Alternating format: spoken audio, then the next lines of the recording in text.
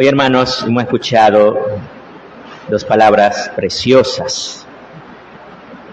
La primera es del libro de Nehemías y nos narra la primera asamblea que tuvieron los israelitas después de retornar del destierro. En esa primera asamblea, ¿qué hacen? Están reunidos el gobernador, el sacerdote y los levitas y todo el pueblo. Recordemos que la sociedad israelita es una sociedad teocéntrica. Aún hoy en día, si alguien quiere ser israelita,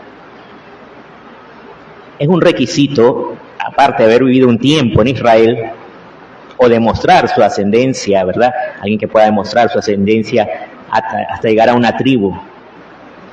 Pero si no, pues haya vivido en Israel por un tiempo. Y tienes que profesar la fe en Yahvé, en el Dios Yahvé, el Dios de Israel. O sea, no se puede ser israelita y ser musulmán. Obvio que a los que profesan la fe cristiana no se les pide abandonar su fe cristiana, pero sí profesar esa fe en Yahvé. Es por lo que es una sociedad teocéntrica, o sea, está organizada en torno a Dios. Y así era ya en aquella época. Y fíjense, ¿qué hacen? Se lee la Escritura. Ellos la llaman la ley. Pero no es una ley humana, que a los humanos se les ocurre, esto es lo bueno y esto es lo malo. Todos tienen que obedecer. No es una ley impositiva en el sentido que cualquiera se la inventa. No, es la ley de Dios. La ley de Dios revelada, que es una ley liberadora, porque nos libera de los engaños del maligno. Entonces, ellos proclaman la Sagrada Escritura y dice que los levitas la explicaban. Ese fue el nacimiento de la sinagoga. No sé si ustedes saben que la sinagoga para los judíos no es un templo. Ellos diferencian el templo de la sinagoga. El templo es donde ellos hacen sus sacrificios, ofrecen sus sacrificios a Dios. Matan animales y ofrecen a Dios, ¿verdad?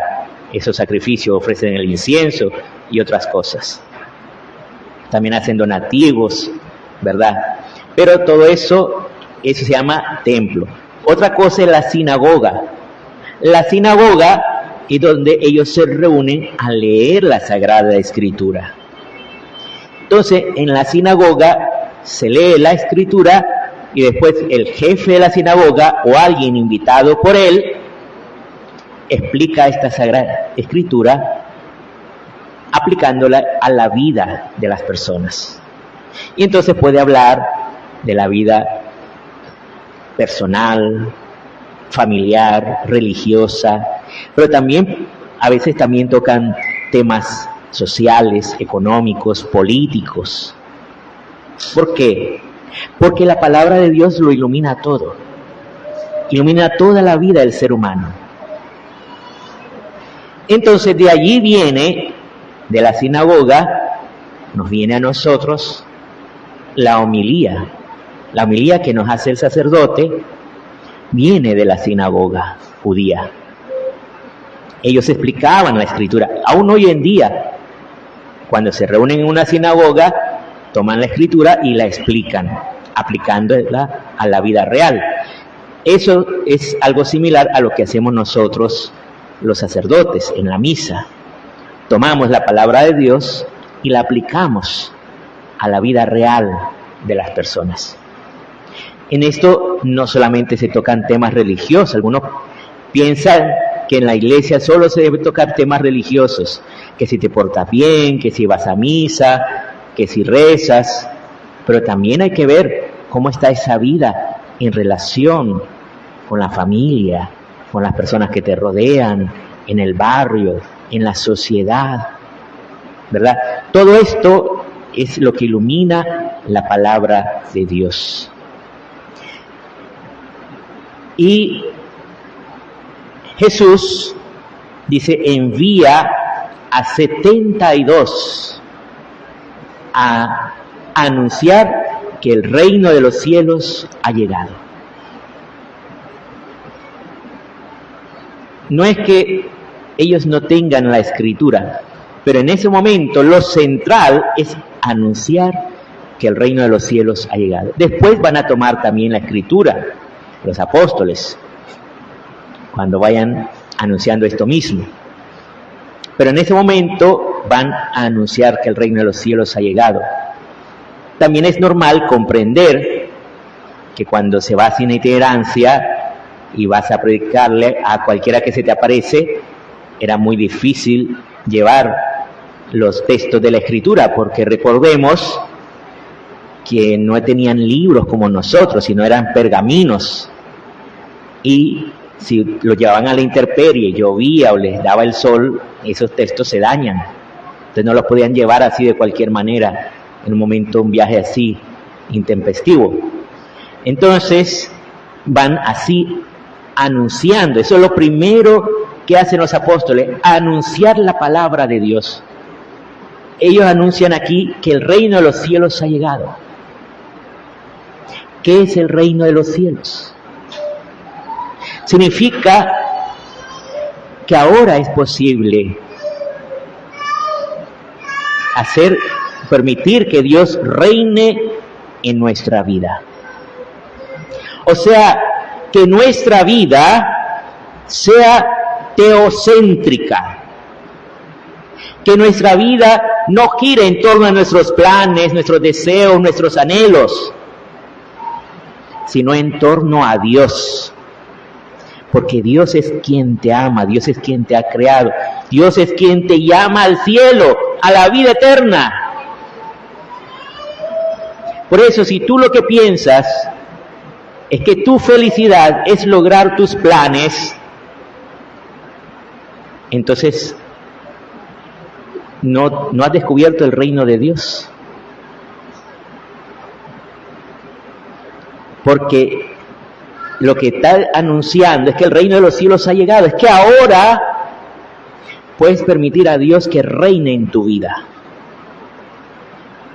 Que tu vida, no solo la de la sociedad, sino tu vida personal sea teocéntrica, centrada en Dios.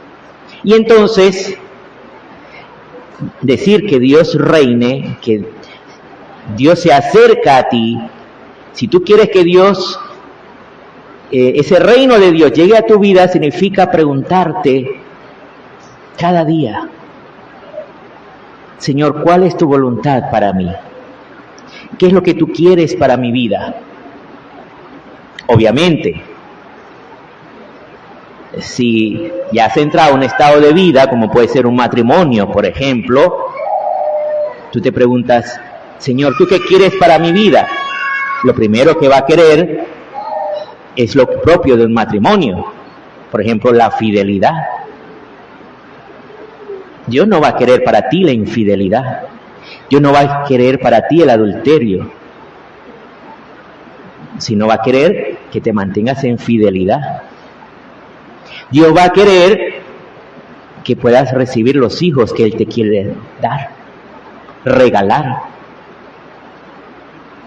y que esos hijos van a ser para ti una bendición, no una maldición. O sea, que Dios reine en tu vida, que Dios te quiere dar lo mejor a tu vida. ¿Y qué le dice a estos que envía? Lo primero, la oración. Por eso, hermanos, lo primero que tenemos que hacer nosotros es orar para que Dios envíe obreros a su cosecha. Eso es lo que significa la palabra mies. La mies es la cosecha del trigo. Que Dios envíe obreros a su cosecha. La cosecha es nuestra propia vida. Dios quiere cosechar lo que te ha entregado. O sea, que se den frutos en tu vida. Y dice, os envío como corderos en medio de lobos. ¿Ustedes saben qué hace un cordero en medio de lobos? ¿Qué hace? Cuando el cordero se ve rodeado de lobos, ¿qué puede hacer? Nada. ¿Y qué hacen los lobos? Se lo comen, vivo. Y eso es lo que pasa con el cristiano. Porque el cristiano está llamado a amar siempre. Pero el mundo de hoy, igual y en aquella época también, es un mundo hostil. ¿Por qué es un mundo hostil? Porque no conoce el amor de Dios. Por lo tanto, vive en el miedo.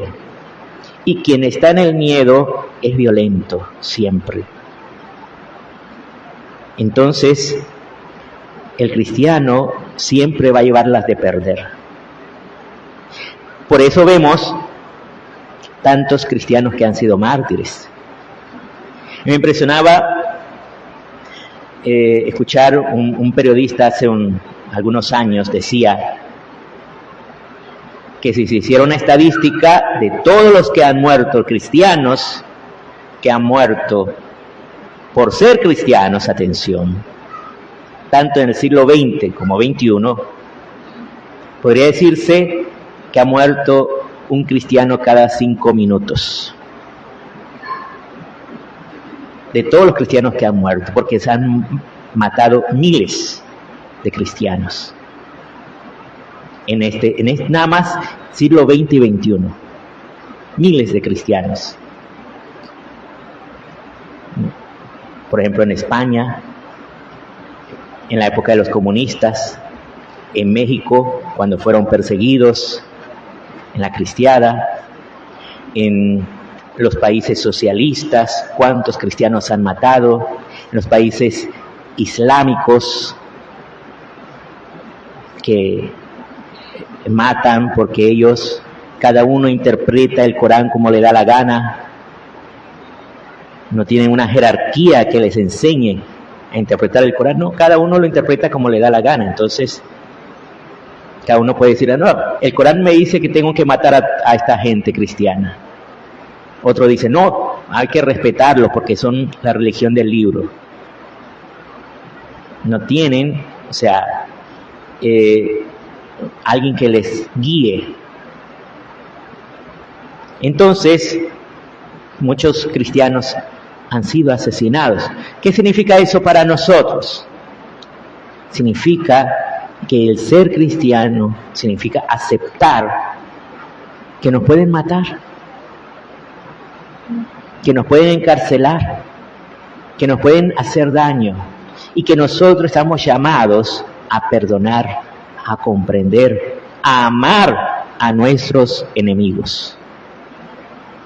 Tal vez nos parece injusto, pero el amor va más allá de la justicia humana. Cuando alguien ama, es capaz de dar la vida por el otro. Si ama, si ha conocido el amor de Dios. Entonces, dice, no llevéis taleja, ni alforja, ni sandalias. Significa confiar en la bondad de Dios, que Él siempre nos va a proveer. Y no detengáis a saludar a nadie por el camino. Significa no apegarnos a las personas. Saber que Dios nos llama al cielo, a la vida eterna, al reino de los cielos. Cristiano, lo primero que lleva es la paz. Los cristianos no son los que están gritando queremos la paz, sino los que llevan la paz de verdad al otro. No está exigiendo la paz, sino que la lleva consigo porque lleva a Cristo en sí. Por eso, hermanos, pidámosle a Él que nos dé la gracia de fiarnos de su palabra. Y hay un punto importante de que Dios le da poderes a estos misioneros. Dice, curad a los enfermos que haya. Tiene el poder de curar a los enfermos. La iglesia tiene el poder de curar a los enfermos. Por eso existe el sacramento de la unción de los enfermos. La unción de los enfermos no es para aquellos que se van a morir, sino para aquellos que tienen una enfermedad grave que los limita en algún modo. Entonces la unción de los enfermos te sostiene en medio de la enfermedad. Te puede dar la salud, pero sobre todo te sostiene con la fuerza del Espíritu Santo para que siempre puedas dar un testimonio de fe a las personas que te rodean. Vamos pues ahora a acudir al Señor en la oración para que sea Él el que venga en nuestro auxilio.